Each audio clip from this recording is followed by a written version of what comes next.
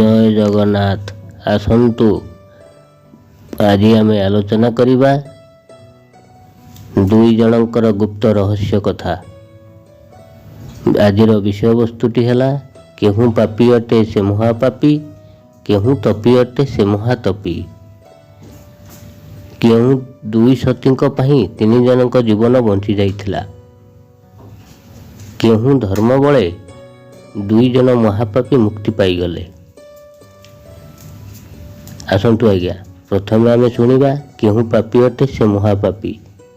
ଆମ ଶାସ୍ତ୍ରରେ ଲେଖା ଅଛି, ଅଜାମିଲ ନାମେ ସେ ମହାପାପୀ, ତରିଗଲା ପୁତ୍ର ନାମକୁ ଜପି। ଏହା କେତେ ଦୂର ସତ୍ୟାସତ୍ୟ ଉଦାହରଣ ଦ୍ୱାରା ବୁଝାଇ କହିବା। ହଁ ଆଜ୍ଞା, ପ୍ରକୃତ ରହସ୍ୟ କ'ଣ ଜାଣିବା। ଅଜାମିଲ ପୁତ୍ରର ନାମ ନାରାୟଣ। ମୃତ୍ୟୁ ସମୟରେ ଅଜାମିଲକୁ ଯେତେବେଳେ ଯମଦୂତମାନେ ଆସି ଦୁଃଖ ଦେବାକୁ ଲାଗିଲେ, ସେ ଭୟରେ ଥରଥର ହୋଇ ତାର ପୁଅ ନାରାୟଣକୁ ଡାକି ପକାଇଲା। ଯମଦୂତମାନେ ବିଷ୍ଣୁଙ୍କର ନାମ ଧଇଲା ବୋଲି ଭାବି ଭୟରେ ଛାଡ଼ିଦେଇ ପଳାଇ ଗଲେ। ତାପରେ ବିଷ୍ଣୁଦୂତମାନେ ତାହାକୁ ଧରି ନେଇ ବୈକୁଣ୍ଠକୁ ଗଲେ। ଏହାର କାରଣ କ'ଣ ହୋଇପାରେ? ବୁଝିଲେ ଏହାର ଅର୍ଥ ଅଲଗା ଅଛି। ତୁମେ ଯାହାକୁ ଭଗବାନ ବୋଲି କହୁଛ, ସେ ହେଉଛନ୍ତି ଅନ୍ତର୍ଯ୍ୟାମୀ ନାଥ। ସେ ପ୍ରତ୍ୟେକ ପ୍ରାଣୀମାନଙ୍କର ଅନ୍ତରରେ ରହି ପ୍ରେରଣା କରନ୍ତି। ସେ କ'ଣ ଜାଣିପାରିଲେ ନାହିଁ ଯେ ଅଜାମିଲ ପୁତ୍ରକୁ ଡାକୁଛି କି ପ୍ରଭୁକୁ ଡାକୁଛି? ସେହିପରି ଯଦି ହୋଇଥାନ୍ତା ତାହେଲେ ଆମ ମର୍ତ୍ତ୍ୟ ଲୋକରେ ତ ବହୁତ ଲୋକଙ୍କର ପୁତ୍ର ନାମ ନାରାୟଣ ଅଛି। ସମସ୍ତେ ତ ମୃତ୍ୟୁ ସମୟରେ ପୁତ୍ରକୁ ଡାକନ୍ତି। ସେମାନେ କାହିଁକି ମୋକ୍ଷ ପାଇଲେ ନାହିଁ? ନାହିଁ ଆଜ୍ଞା, ପ୍ରକୃତ ବିଷୟଟି ହେଲା ପୂର୍ବ ଜନ୍ମରେ ଅଜାମିଲ ମହାଜ୍ଞାନୀ ବ୍ୟକ୍ତି ଥିଲେ। ଏହି ଜନ୍ମରେ କୌଣସି କର୍ମ ଦୋଷରୁ ସେ ପାପ କର୍ମ କରୁଥିଲେ। ମୃତ୍ୟୁ ସମୟରେ ତାଙ୍କର ଏହି ଜନ୍ମର ପାପକର୍ମ ଯେତେବେଳେ ଯମଦୂତଙ୍କ ହସ୍ତରେ ଭୋଗିବାକୁ ହେଲା, ପୂର୍ବଜନ୍ମର ସଂସ୍କାରକୁ ପ୍ରାପ୍ତ ହୋଇ ସେ ଭୟରେ ନାରାୟଣକୁ ଡାକିବାକୁ ଲାଗିଲେ। ପୂର୍ବଜନ୍ମ ସଂସ୍କାର ଘାଣି ପ୍ରଭୁଙ୍କୁ ଚିନ୍ତା କରି ହଠାତ୍ ଉଦ୍ଧାର ହୋଇଗଲେ। ପୁତ୍ର ନାମକୁ ଡାକିବା ମିଥ୍ୟା। ଆପଣମାନେ ଜାଣିଛନ୍ତି, ନାରାୟଣ ଶବ୍ଦଟି ସାକାର ନୁହେଁ, ସେ ନିରାକାର। ନାରାୟଣ ଅର୍ଥ କ'ଣ? ନାର ଅର୍ଥ ଅୟନ, ନର ଅର୍ଥ ଜୀବ ସମୂହ, ଅୟନ ଅର୍ଥ ଆଶ୍ରୟ। ସେହି ଆଶ୍ରୟକର୍ତ୍ତାକୁ ଅଜାମିଲ ପାପୀ ଡାକି ଉଦ୍ଧାର ପାଇଗଲା। ଆମ ଶାସ୍ତ୍ର କହେ, ନରକାତ ତ୍ରାୟତେ ଯସ୍ମିନ୍ ସହ ନାରାୟଣ। ଏହାର ଅର୍ଥ ପ୍ରାଣୀମାନଙ୍କୁ ଯେ ନରକରୁ ଉଦ୍ଧାର କରନ୍ତି ସେ ହେଉଛନ୍ତି ନାରାୟଣ। ଏବେ ଆସନ୍ତୁ ଶୁଣିବା କେଉଁ ତପୀ ଅଟେ ସେ ମହାତପୀ। ସୂର୍ଯ୍ୟବଂଶର ରାଜା ସୌଦାସ। ତାଙ୍କ ରାଜବାଟୀରେ ବହୁତ ଧନରତ୍ନ ସୁନା ଅଳଙ୍କାରରେ ଭରପୁର ଥିଲା। ଦିନେ 2 ଜଣ ଚୋର ତାଙ୍କ ରାଜବାଟୀରୁ ସୁନା ଅଳଙ୍କାର ମାନ ତାଙ୍କ ମୁଣିରେ ପୁରାଇ ଦୌଡ଼ିବାକୁ ଆରମ୍ଭ କଲେ। ଚୋରମାନେ ଅଳଙ୍କାର ନେଇ ଦୌଡ଼ୁଥିବା ସମୟରେ ସୈନ୍ୟମାନେ ଦେଖି ହୋ ହାଲ୍ଲା ଆରମ୍ଭ କଲେ। ଏହି କଥା ରାଜା ଜାଣିପାରି ସୈନ୍ୟମାନଙ୍କୁ ପଠାଇଲେ। ସୈନ୍ୟମାନେ, ତୁମେ ତୁରନ୍ତ ଏହି ଚୋରମାନଙ୍କୁ ଧରି ଆଣି ମୋ ପାଖରେ ହାଜର କରାଅ। ଚୋରମାନେ ଅତି ଶୀଘ୍ର ଦୌଡ଼ି ଦୌଡ଼ି ଜଙ୍ଗଲ ଭିତରକୁ ପ୍ରବେଶ କରିଗଲେ। ସୈନ୍ୟମାନେ ଚୋରଙ୍କ ପଛେ ପଛେ ଦୌଡ଼ିବା ଆରମ୍ଭ କଲେ। ଚୋରମାନେ ଜଙ୍ଗଲ ଭିତରେ ଦୌଡ଼ୁ ଦୌଡ଼ୁ ଗୋଟିଏ ଋଷିଙ୍କ ଆଶ୍ରମ ପାଇଗଲେ। ସେମାନେ ଅତି ଶୀଘ୍ର ଅଳଙ୍କାରରେ ପଶିଥିବା ମୁଣିଟିକୁ ଆଶ୍ରମ ଭିତରକୁ ଫୋପାଡ଼ି ଦେଇ ଲୁଚିଗଲେ। ଏହି ସମୟରେ ସୈନ୍ୟମାନେ ଦୌଡ଼ି ଦୌଡ଼ି ଆଶ୍ରମ ଭିତରେ ପ୍ରବେଶ କଲେ। ଜଣେ ସୈନ୍ୟଙ୍କର ଆଖି ସେହି ସୁନା ଅଳଙ୍କାର ମୁଣି ଉପରେ ନଜର ପଡ଼ିଗଲା ଏବଂ ଅନ୍ୟ ସୈନ୍ୟମାନେ ସେ ମୁଣିଟିକୁ ଖୋଲି ଦେଖିଲେ ଯେ ସେ ମୁଣି ଭିତରେ ରାଜାଙ୍କର ସୁନା ଅଳଙ୍କାର ମାନ ଅଛି। ସେହି ସମୟରେ ମହାତପସ୍ୱୀ ଋଷି ମାଣ୍ଡବ୍ୟ ପ୍ରଗାଢ଼ ଧ୍ୟାନରତ ଥିଲେ। ସୈନ୍ୟମାନେ ଋଷିଙ୍କୁ ଚୋର ଭାବି ତାଙ୍କ ଧ୍ୟାନ ଭଙ୍ଗ କରି ରାଜାଙ୍କ ଦରବାରକୁ ତୁରନ୍ତ ନେଇ ଆସିଲେ। ରାଜା ଋଷି ମାଣ୍ଡବ୍ୟକୁ ଦେଖି ବିନା ବିଚାରରେ ଶୂଳୀଦଣ୍ଡ ଦେବାକୁ ଆଦେଶ ଦେଇଦେଲେ। ଋଷିଙ୍କୁ ତୁରନ୍ତ ଶୂଳୀରେ ବସାଇ ଦିଆଗଲା। ମାଣ୍ଡବ୍ୟ ଋଷି ଶୂଳୀରେ ବସି ପ୍ରଭୁ ନାରାୟଣଙ୍କୁ ଧ୍ୟାନ କରୁଥାନ୍ତି। ହେ ପ୍ରଭୁ, ମୁଁ ମୋର କେଉଁ ଦୋଷ ପାଇ ଏ ଦଣ୍ଡ ଭୋଗିବାକୁ ପଡ଼ିଲା? ଏପଟରେ ରାଜା କହିଦେଲେ, ରାତି ପାଇବା ମାତ୍ରେ ଏହାର ଯେମିତି ମୃତ୍ୟୁ ହେବା ଦରକାର।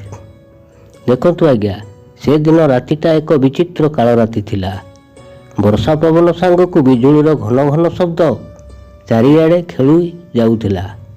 ସେଦିନ ରାତ୍ରିରେ 3 ଜଣ ମହାନ ବ୍ୟକ୍ତିଙ୍କର ପ୍ରାଣ ସଙ୍କଟାପନ୍ନ ଥିଲା। ପ୍ରଥମ ବ୍ୟକ୍ତି ଥିଲେ ଅଯୋଧ୍ୟାରାଜ ପରିବାରର ଶ୍ରୀପୁରୁଷୋତ୍ତମ ରାମଚନ୍ଦ୍ରଙ୍କର କନିଷ୍ଠ ଭାଇ ବୀର ଲକ୍ଷ୍ମଣ। ସେଦିନ ତାକୁ ଶକ୍ତିଭେଦ ହୋଇଥିଲା ରାବଣର ଯୁଦ୍ଧରେ। ଦ୍ୱିତୀୟ ବ୍ୟକ୍ତି ଥିଲେ ଋଷି ମାଣ୍ଡବ୍ୟ, ବିନା କାରଣରେ ଶୂଳୀରେ ବସି ଦଣ୍ଡ ପାଉଛନ୍ତି। ତୃତୀୟ ବ୍ୟକ୍ତି ଥିଲେ ମହର୍ଷି ଅତ୍ରି ମୁନି, ବିନା କାରଣରେ ଋଷି ତାଙ୍କୁ ଅଭିଶାପ ଦେଇଦେଲେ, ରାତି ପାହିଲା ମାତ୍ରକେ ତୁମର ମୃତ୍ୟୁ ହେବ। ହଁ ଆଜ୍ଞା, ସେଦିନ କିନ୍ତୁ ରାତି ପାହି ନଥିଲା। 2 ସତୀ ଦେବୀଙ୍କର ବାକ୍ୟ ଅଟଳ ଥିଲା। ପ୍ରଥମେ ଲକ୍ଷ୍ମଣର ପତ୍ନୀ ଦେବୀ ଉର୍ମିଳା, ଦ୍ୱିତୀୟରେ ଅତ୍ରି ମୁନିଙ୍କ ପତ୍ନୀ ସତୀ ଅନୁସୟା। ଏ 2 ସତୀ ନାରୀଙ୍କ ବାକ୍ୟ ଅଟଳ ଥିବାରୁ 3 ଜଣ ମହାନ ବ୍ୟକ୍ତି ଜୀବଦାନ ପାଇଥିଲେ। ଏପଟେ ରାଜା ସୌଦାସ ବିଚଳିତ ହୋଇଯାଉଥିଲେ। ମନେ ମନେ ଚିନ୍ତା କରୁଥିଲେ, ଏ କି ଅଦ୍ଭୁତ ଘଟଣା, ରାତି କ'ଣ ଆଜି ପାଉନାହିଁ। ରାଜା ତତ୍କ୍ଷଣାତ ବିଚାରଧାରା ବଦଳାଇ ଦେଲେ। ମନେ ମନେ ଚିନ୍ତା କଲେ, ମୁଁ ବୋଧେ କିଛି ଭୁଲ କାମ କରିଦେଇଛି। ନିଜକୁ ଦୋଷୀ ସାବ୍ୟସ୍ତ ମନେକରି ବିନା ବିଚାରରେ ଋଷିଙ୍କୁ ଶୂଳୀଦଣ୍ଡ ଦେଇଥିବାରୁ ଆଜି ଏ ପ୍ରକାର ଅଦ୍ଭୁତ ଘଟଣା ଦେଖିବାକୁ ପାଉଛି। ରାଜା ତୁରନ୍ତ ମନ୍ତ୍ରୀଙ୍କ ସହ ଯାଇ ଋଷି ମାଣ୍ଡବୀଙ୍କ ସମ୍ମୁଖରେ ହାଜର ହେଲେ। ଋଷିଙ୍କୁ ଦେଖିବା ମାତ୍ରେ ରାଜାଙ୍କର ମନ ମସ୍ତିଷ୍କ ବିଚଳିତ ହୋଇଗଲା। ଋଷିଙ୍କ ଦେହସାରା ରକ୍ତର ସ୍ରୋତ ପ୍ରବାହିତ। ତଥାପି ମହାତପସ୍ୱୀ ଋଷି ମାଣ୍ଡବ୍ୟ ବଞ୍ଚିଛନ୍ତି। ରାଜା ଆଦେଶ ଦେଲେ, ତୁରନ୍ତ ଏ ମହାତପସ୍ୱୀଙ୍କୁ ମୁକ୍ତ କରାଅ। ମାଣ୍ଡବ୍ୟ ଋଷି ମୁକ୍ତ ହେଲା ପରେ ରାଜାଙ୍କୁ କିଛି ଶବ୍ଦ ନ କହି ସେହି ରକ୍ତ ଜୁଡ଼ୁବୁଡ଼ୁ ଅବସ୍ଥାରେ ଯମ ଆଳରେ ପହଞ୍ଚିଲେ। ଯମଦେବତାଙ୍କୁ କିଛି ପ୍ରଶ୍ନ ପଚାରି ସାରି ପ୍ରଭୁ ନାରାୟଣଙ୍କ ନିକଟରେ ପହଞ୍ଚିଲେ। ପ୍ରଭୁ, ଆପଣ କୁହନ୍ତୁ, ମୋର କେଉଁ ଦୋଷ ପାଇଁ ଆଜି ଏତେ ଦଣ୍ଡ ଭୋଗିବାକୁ ପଡ଼ିଲା? ପ୍ରଭୁ ଅତି ବିନୟରେ ଉତ୍ତର ଦେଲେ, ହେ ମହାତପସ୍ୱୀ ମାଣ୍ଡବ୍ୟ, ତୁମେ ପିଲାଦିନେ ଖେଳୁଥିବା ଅବସ୍ଥାରେ ଗୋଟିଏ ଜିଅନ୍ତା ସାପକୁ ଧରି ନାଗଫେଣି କଣ୍ଟା ମଧ୍ୟକୁ ଫିଙ୍ଗି ଦେଇଥିଲ। ସେହି ସର୍ପର ଦେହରେ 1000 କଣ୍ଟା ଫୁଟିଯାଇ ଅତି ବିକଳରେ ମୃତ୍ୟୁବରଣ କରିଥିଲା। ସେ ତୁଳନାରେ ତୁମକୁ ମାତ୍ର ଗୋଟିଏ କଣ୍ଟା ବୋରରେ ବସିବାକୁ ପଡ଼ିଲା, ଯେହେତୁ ତୁମେ ସେତେବେଳେ ଅଜ୍ଞାନ ବାଳକ ଥିଲ।